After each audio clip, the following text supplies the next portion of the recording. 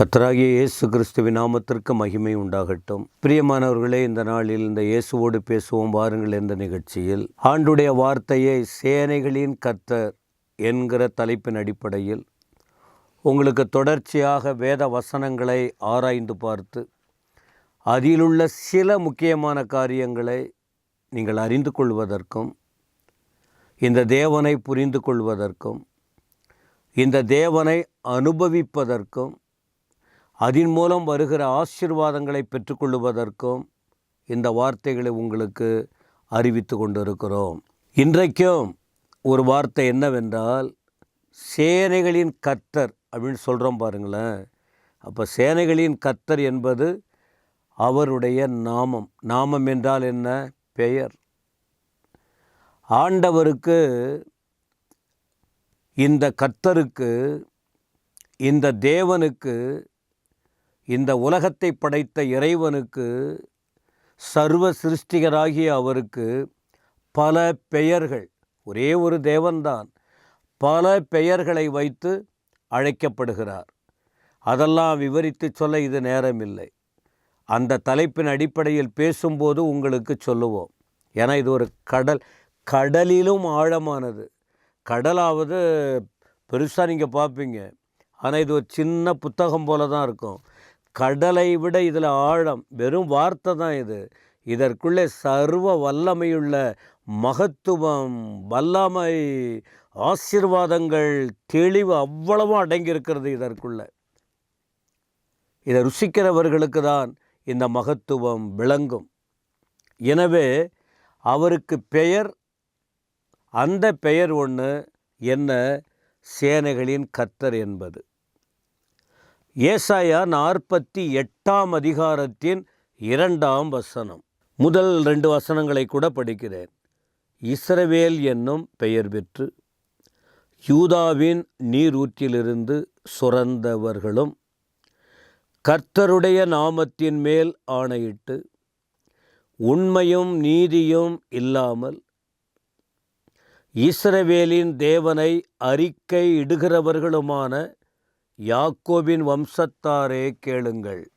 இப்போ யாக்கோபின் வம்சம், இன்னைக்கு இஸ்ரேல் நாடுன்னு சொல்கிறோமே, அதான் யாக்கோபின் வம்சம். ஆபிரகாம் முதற்கொண்டு உருவான ஒன்று. இவங்களுடைய குணம் என்ன? இவங்க என்ன எப்படிப்பட்டவங்க, எதிலிருந்து தோன்றினார்கள் என்பதாக ஏசாயா இந்த இடத்துல விளக்குகிறார். 2 வசனம். அவர்கள் தங்களை பரிசுத்த நகரத்தார் என்று சொல்லி சேனைகளின் கர்த்தர் என்னும் நாமமுள்ள இஸ்ரவேலின் தேவன் மேல் பற்றுதலாயிருக்கிறார்கள். இஸ்ரவேல் ஜனங்கள், அவர்களுக்கு யூதர்கள் என்றும் பெயர் உண்டு. அப்போ இவர்கள் எதிலிருந்து வந்தார்கள் என்றும், இவர்கள் தேவன் யார் என்றெல்லாம் இதிலே நாம் பார்க்கிறோம். அப்போ அவரை பற்றி சொல்லும்போது இஸ்ரவேலின் தேவன், அதை அவங்க அறிக்கையிடுறாங்க. அவர்தான் எங்கள் தேவன், அவரை தான் நாங்கள் தெய்வமாய் கொண்டு இருக்கிறோம். இஸ்ரவேலின் தேவன். இந்த இஸ்ரவேலின் தேவன் மேல் அவர்கள் என்ன செய்கிறார்களாம்? பற்றுதலாய் இருக்கிறார்கள். வேறு தெய்வத்தை நம்ப மாட்டாங்க, வேறு காரியத்தை பின்பற்ற மாட்டார்கள். ஏன்னா இந்த தெய்வத்தினுடைய வார்த்தை உண்மையிலும் உண்மை. அவர் பெயர், ஆபிரகாமை பெயர் சொல்லி அழைத்து அவர் அப்படியே தெளிவாய் நடத்தி வந்த காரியம்.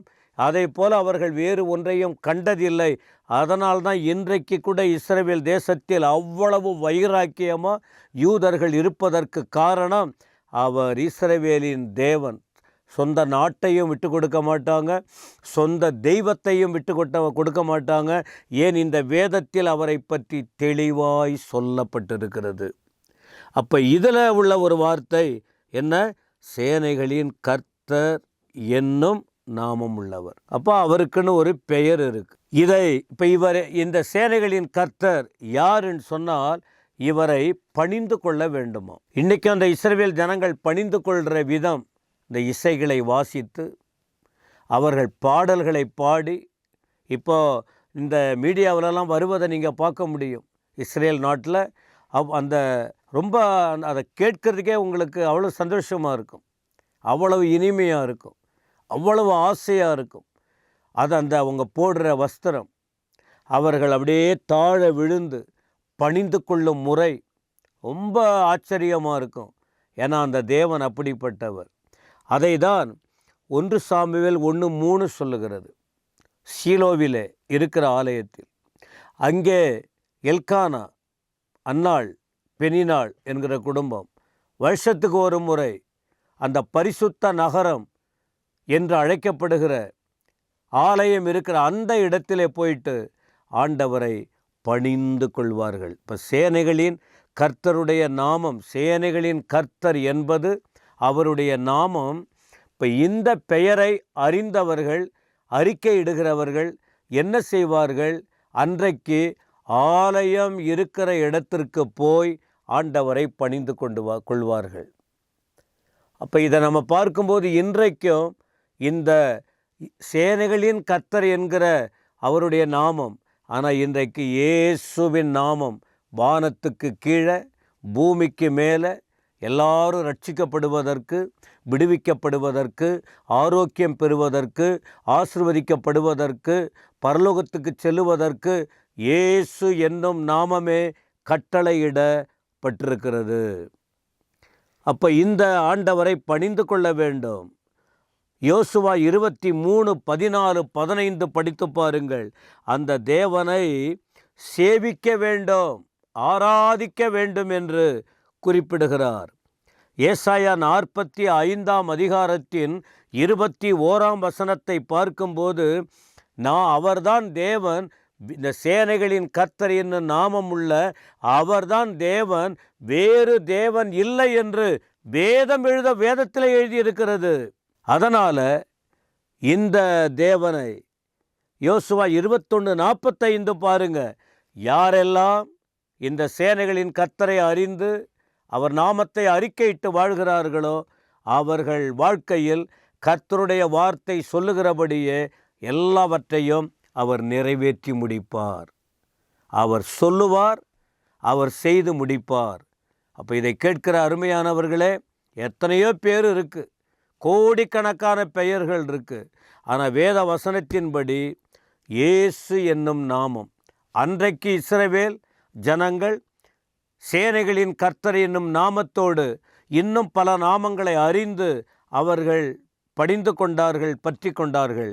இன்றைக்கு நாமும் பற்றி கொள்ள வேண்டிய ஒரே ஒரு நாமம் இயேசுவின் நாமம். இயேசுன்னு சொல்லுங்க, இயேசுவின் பெயரை புரிந்து கொள்ளுங்க, அறிக்கையிடுங்க.